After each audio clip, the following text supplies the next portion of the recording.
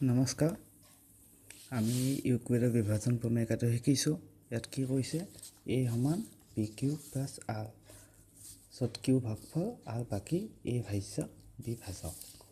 কথাটো এনেকুৱা, 7 সমান 2 + 3 + 1, য'ত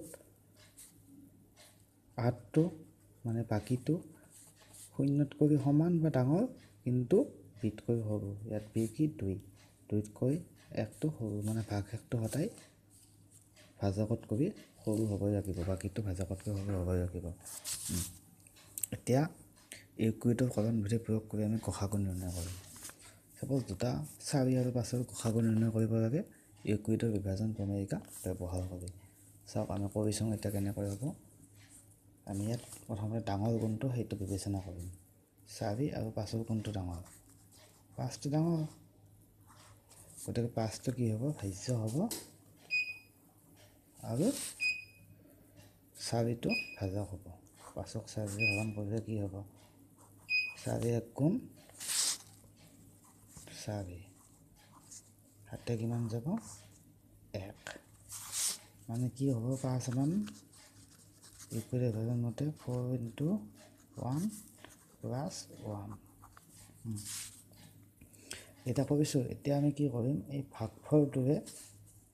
ভাগফলটোক এইবাৰ ভাজক হিচাপে ল'ম, আৰু আগৰ ভাজকটোক এইবাৰ ভাজ্য হিচাপে লৈ আকৌ কৰিম। 1 ৰে 4 হৰণ কৰিলে কি হ'ব? 4 × 1 = 4 × 4, ভাগশেষ 0। মানে এইটো কেনেকৈ লিখিব পাৰিম? 4 সমান কিমান? 4 সমান 1 পূৰণ 4 × 1 পূৰণ 4 যোগ 0, য'ত ইয়াতো চাওক 1টো 0তকৈ ডাঙৰ বা সমান, কিন্তু 4তকৈ সৰু।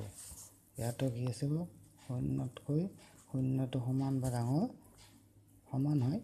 ইয়াত আছে 4তকৈ 1তকৈ সৰু, মিলি গৈছে। এতিয়া যেতিয়া আমি ভাগশেষ 0 পাওঁ, তেতিয়া বিৰ মানটোৱে হয় বা ভাজ্যটোৱে হয় গসাগু।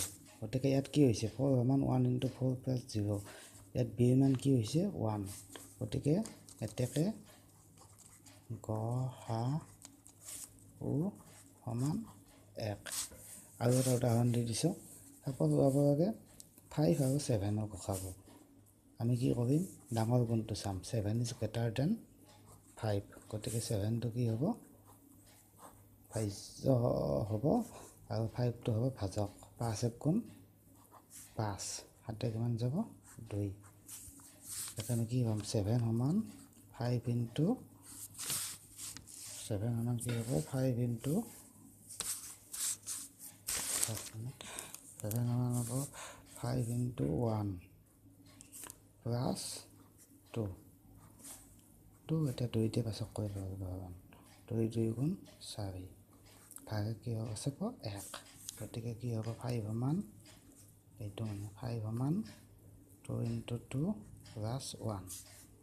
এইবাৰ কি 2 সমান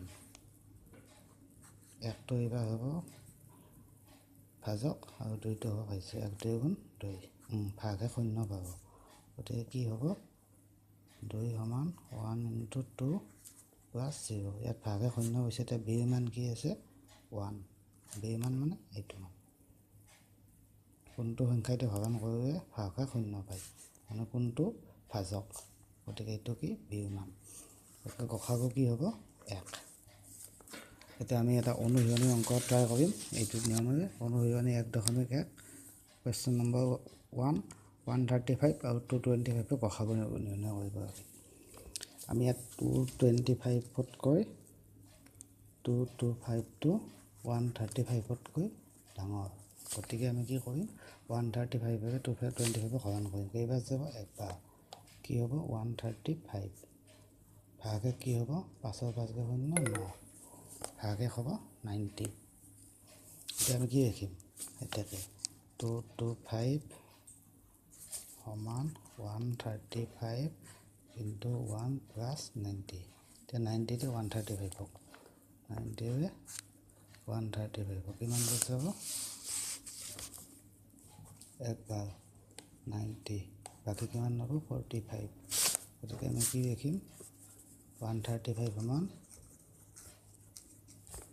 90 into 1 plus 45 এতিয়া 45 ৰে 90 ঘন কৰিব লাগিব 45 ৰে 90 45 1 গুণ 45 45 2 গুণ 90 ভাগে 0 এতেকে 90 সমান 45 into 2 plus 0 গসাগু কি হ'ব এতেকে 0 পাইছো না ভাগে গসাগু কি হ'ব 45 এতেকে